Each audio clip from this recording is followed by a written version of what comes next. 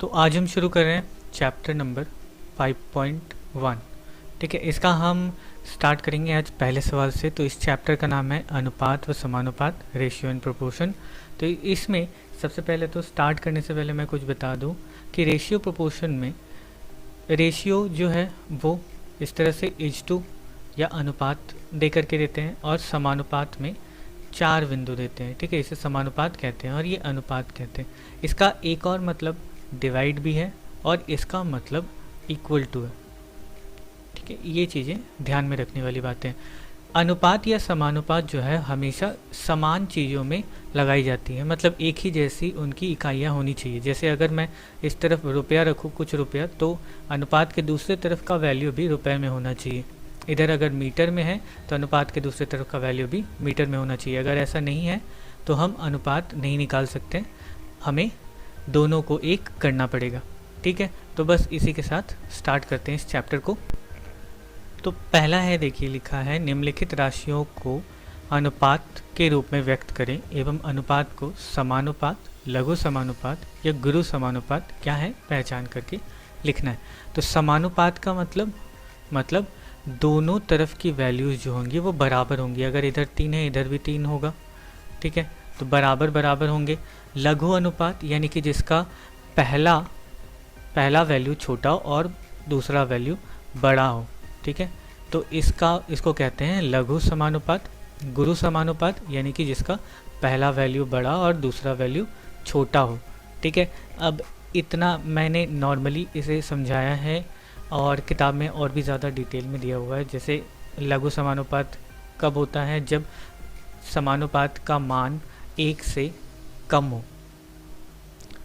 गुरु समानुपात कब होता है, जब समानुपात का मान 1 से ज़्यादा हो। ठीक है, इस तरह की वैल्यूज़ इस तरह से भी समझा जा सकता है। तो चलिए पहला हम स्टार्ट करते हैं। देखिए क्या लिखा हुआ है, 4 माह एवं 1 वर्ष 6 माह को समानुपात में बदलना है। तो यहाँ पर सबसे पहली चीज़ जो मैंने बताई कि क्या होना चाहिए, एक जैसी होनी चाहिए। लेकिन यहाँ पे देखिए क्या है, एक महीना है और एक में वर्ष और महीना दोनों है। तो हमें क्या करना होगा, या तो इसको वर्ष में बदलना पड़ेगा माह को, या फिर इस पूरे को माह में चेंज कर लेना होगा। तो चलिए जो आसान लगता है पहले वही करते हैं, माह में चेंज कर लेते हैं। ये हो गया 4 माह और इधर क्या है, 1 वर्ष 6 माह। अच्छा, 1 वर्ष और 6 माह। 1 वर्ष में कितने महीने होते हैं, 12। तो यानी कि 4 अनुपात 12 प्लस 6, यानी 4 अनुपात 12 6 18, यानी 2 अनुपात 9। तो ये हो गया हमारा अनुपात। अब ये पहचानना है कि ये लघु अनुपात है, समानुपात है या फिर गुरु समानुपात है। तो यहाँ पे देख रहे हैं सामने वाला जो वैल्यू है वो छोटा है, बाद वाला जो वैल्यू है वो बड़ा है, यानी कि ये क्या है, लघु समानुपात है। इसका मतलब ये क्या है, लघु समानुपात है। ठीक है, ये पहला हुआ। अब दूसरा देखते हैं, 2 नंबर में क्या लिखा है, 75 पैसे और 1 रुपये 25 पैसे का अनुपात निकालना है। बिल्कुल यहाँ पे जैसा पिछला सवाल है, पैसा और यहाँ पे रुपया पैसा है, तो हमें क्या करना पड़ेगा, बदलना पड़ेगा। तो यहाँ पे लिखते हैं 75 अनुपात 100 प्लस 25। अब ये 100 प्लस 25 कैसे, ये 1 रुपया और ये 25 पैसा। ठीक है, 1 रुपये में 100 पैसे। अब करते हैं, तो यहाँ 75 = 125। अब इसको काटना है क्योंकि ये इसका मान मतलब अनुपात का मतलब डिवाइड होता है, तो अब हम इसको काटेंगे। कैसे काटेंगे, तो 75 बटा 125, 25 × 75, 25 × 125, यानी कि 3 बटा 5। इसका मतलब अनुपात में लिखेंगे 3 अनुपात 5। अब ये क्या है, ये कौन सा अनुपात है, तो यहाँ पे फिर से देख रहे हैं, ये सामने वाला वैल्यू छोटा है, बाद वाला वैल्यू बड़ा है, यानी ये भी क्या है, लघु समानुपात है, लघु समानुपात। ठीक है, अब देखते हैं अगला, 60 सेंटीमीटर और 0.6 मीटर। ओके, यहाँ पे भी सेंटीमीटर और मीटर दोनों अलग अलग हैं, तो हमें चेंज करना होगा। तो ये हो गया 60 अनुपात 1 मीटर में 100 सेंटीमीटर, यानी कि 0.6 × 100। तो ये सेंटीमीटर में बदल गया और ये भी सेंटीमीटर में। अब हम अनुपात निकाल सकते हैं। तो ये हो गया 60 बटा, इसको जब गुना करेंगे तो ये होगा 60, यानी कि कट के 1 बटा 1, यानी 1:1। तो यहाँ पे देखिए क्या है, दोनों समानुपात, दोनों अंक जो है वो बराबर है, यानी कि ये क्या है, एक समानुपात है, समानुपात है। 4 नंबर 1.2 kg और 60 ग्राम का अनुपात निकालना है। 4 और ये हो गया 3। तो 1.2 kg इसको ग्राम में बदलना होगा क्योंकि ये ग्राम में है, तो इसको करते हैं 1000 से गुना, 1 किलोग्राम में 1000 ग्राम, अनुपात 60 ग्राम।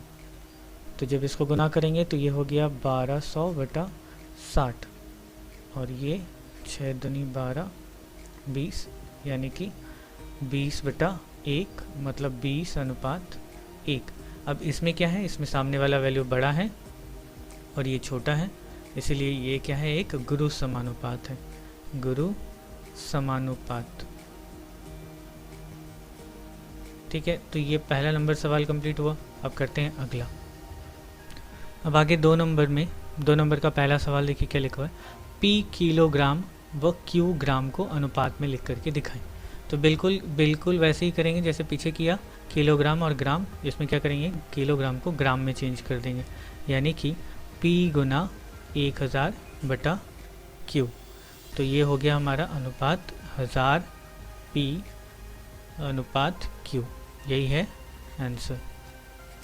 देखिए अगला सवाल आगे देखते हैं। x दिन व z माह में अनुपात निकालना कब संभव होगा। कब संभव होगा, जब ये दोनों इकाइयाँ एक होंगी।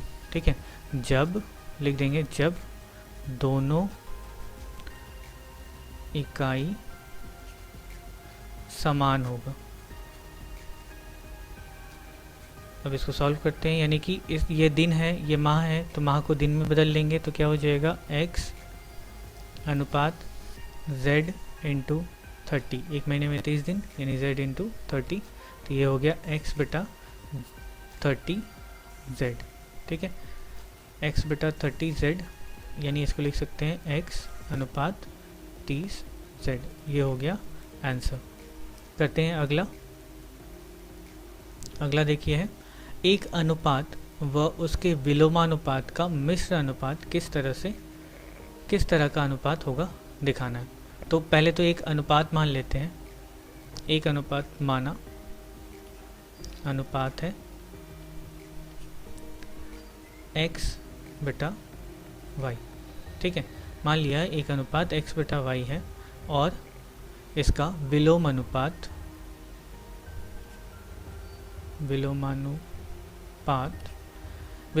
क्या होता है, हम जगह बदल देते हैं इन दोनों को, यानी कि y बटा x।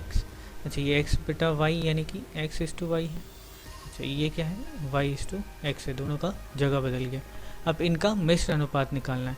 मिश्र अनुपात क्या होता है, तो मिश्र अनुपात होता है, हम क्या करते हैं, पहले वाले को गुना करते हैं, अनुपात दूसरे वाले का गुना।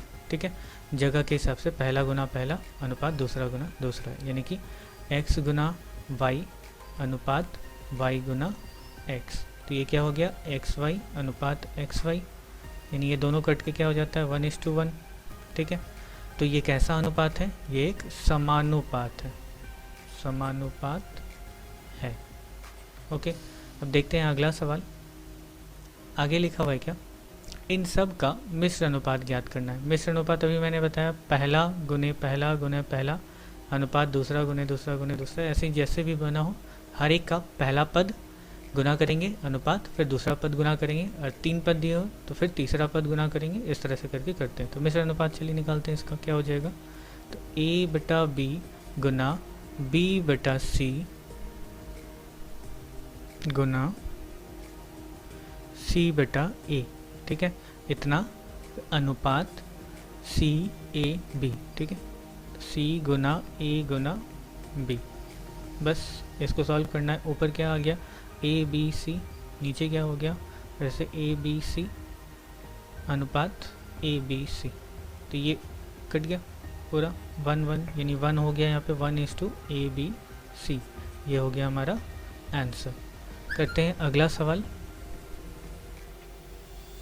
अगला देखिए क्या है, एक्स स्क्वायर अनुपात वाई जेड एवं किस अनुपात का मिश्र अनुपात ये होगा।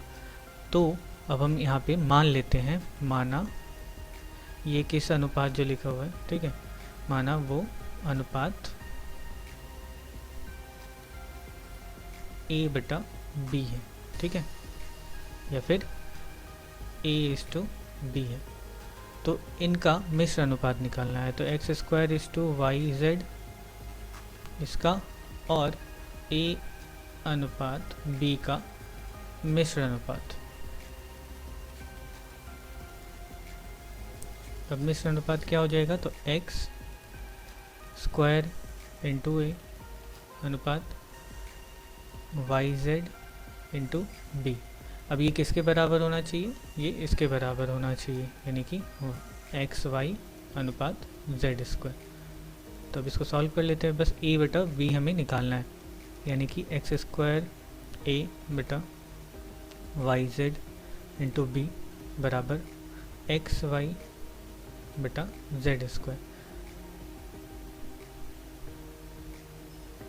ये हो गया क्रॉस मल्टीप्लाई, A/B छोड़ देते हैं यहाँ, क्रॉस मल्टीप्लाई करके x y into y z बटा जेड स्क्वायर एक्स स्क्वायर। तो ये हो गया, ये एक्स स्क्वायर यहाँ से कट गया और ये z कट गया, तो बचा क्या, A/B बराबर y square by z, y square by z. नहीं, यहाँ पे गुना है, x सिर्फ x कटेगा, तो यहाँ पे हो गया zx। तो अनुपात क्या होता है अब, तो इसलिए A अनुपात B बराबर वाई स्क्वायर अनुपात zx। ये हो गया हमारा आंसर। अगला सवाल देख लेते हैं जल्दी से, कहाँ भाग गया। अच्छा, इन अनुपातों का विलोम अनुपात, इन अनुपातों के विलोम अनुपात का यौगिक अनुपात, यौगिक और मिश्र दोनों एक ही होते हैं, ठीक है, दोनों एक ही हैं, इसलिए इससे घबराने की ज़रूरत नहीं। तो करते हैं, ये एक्स स्क्वायर अनुपात वाई जेड बाई एक्स, ये एक है। दूसरा है वाई स्क्वायर अनुपात जेड एक्स बाई वाई, और जेड स्क्वायर अनुपात वाई एक्स बटा जेड। तो मिश्र, इनका विलोम अनुपात निकालना है सबसे पहले। तो विलोम अनुपात क्या होगा, विलोमानुपात, इसका मतलब हर एक का जगह बदल देंगे। जगह बदल देंगे कैसे, तो वाई जेड बाई एक्स अनुपात x square, z x by y अनुपात वाई स्क्वायर, और वाई एक्स बाई जेड अनुपात जेड स्क्वायर।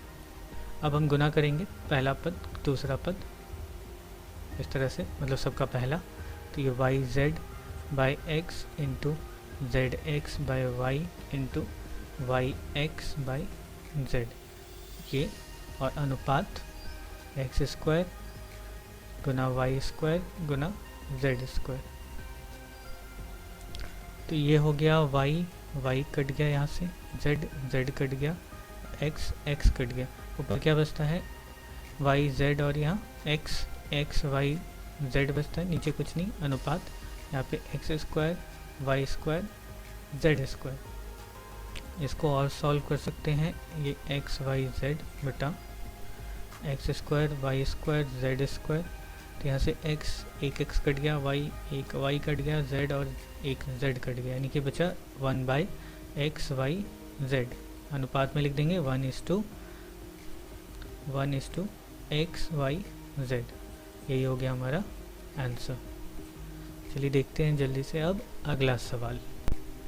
तो तीसरा नंबर सवाल देखिए क्या लिखा हुआ है, निम्नलिखित का मिश्र अनुपात और यौगिक अनुपात निकालिए। मिश्र और यौगिक जो होते हैं वो दोनों एक ही जैसे होते हैं। तो चलिए करते हैं पहला सवाल। पहला क्या लिखा हुआ है, 4:5, 5:7 और 9:11। तो मिश्र अनुपात में हम क्या करते हैं, पहला पद का गुना अनुपात दूसरे पद का गुना, यानी कि 4 गुना 5 गुना 9 अनुपात 5 गुना 7 गुना 11। ओके, तो यहाँ से 4 गुना 5 गुना 9 बटा 5 गुना 7 गुना 11, तो 5 से 5 कट गया, तो ये हो गया 36 बटा 77, यानी 36 अनुपात 77। ओके, तो ये हो गया हमारा आंसर। अब देखिए दूसरा सवाल क्या लिखा हुआ है, x प्लस वाई अनुपात x minus y, x square plus y square अनुपात x प्लस वाई का whole square, x square minus y square का होल स्क्वायर अनुपात x power 4 minus y power 4। तो चलिए हम इसका डायरेक्ट करते हैं। तो करेंगे पहले पद का गुना, फिर अनुपात दूसरे पद का गुना, यानी कि x प्लस वाई गुना x square plus y square गुना x square minus y square का होल स्क्वायर अनुपात, फिर दूसरा पद अब x माइनस वाई गुना ये हुआ ये होगा x प्लस वाई का होल स्क्वायर, और फिर ये x power 4 minus y power 4। Okay, अब इसका हम सॉल्व करेंगे कैसे। अनुपात का मतलब क्या बताया, डिवाइड, यानी कि हम लिख देंगे अब x प्लस वाई गुना x square plus y square. अच्छा, इसको ये स्क्वायर है, यानी कि इसको 2 बार लिखा जा सकता है, तो ये हो गया x square minus y square गुना x square minus y square divided by ये वाला। ठीक है, तो ये हो गया एक्स माइनस वाई, सेम यहाँ पे भी स्क्वायर है, तो इसको भी 2 बार लिख सकते हैं, यानी एक्स प्लस वाई गुना एक्स प्लस वाई, और ये गुना x power 4 minus y power 4।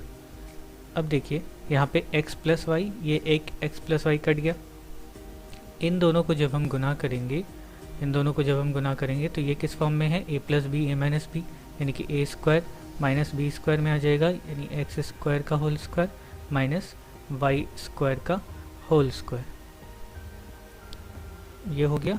और बचा क्या इधर, x square minus y square बच गया। नीचे ये देखिए ये एक है a plus b a minus b, यानी कि ये होगा x square minus y square, और ये x power 4 minus y power 4। Okay, अब जब हम इसको आगे सॉल्व करेंगे तो ये हो जाएगा एक्स पावर 4 वाई पावर 4, तो लिख देते हैं x power 4 minus y power 4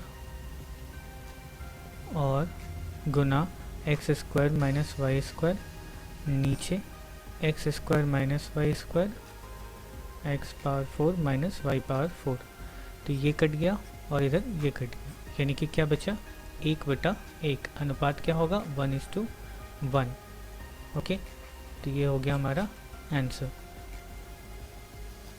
तो यहाँ तक इस वीडियो में बस यहीं तक। अब हम अगले वीडियो में करेंगे इसके आगे के क्वेश्चंस। चलिए तब तक के लिए बाय बाय, टेक केयर।